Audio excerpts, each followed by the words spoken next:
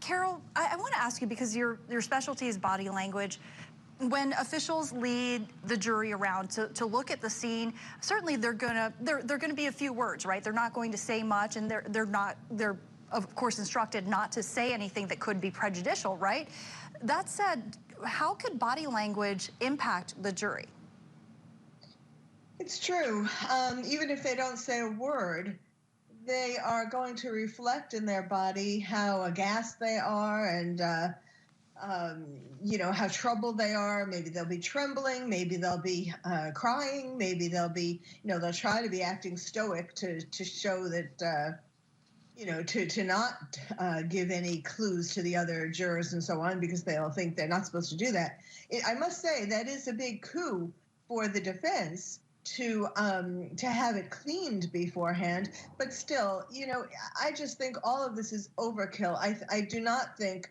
I feel very strongly about how this trial shouldn't be happening altogether, because he's mentally ill, and he pled guilty, and the prosecutor should have just gone along with it and given him life without parole. But this really isn't good for anybody. It's going to leave an impact on the jurors, for the rest of their lives. This, even if it is cleaned, they have seen enough pictures of what went on there. It's not like they can't unsee that. Carole, I mean, we've been talking about the trauma and the re-trauma for the surviving victims, the loved ones. As you've been watching this penalty phase take place, what are your impressions about what they might be feeling, just looking at the body language? Well, you can see that,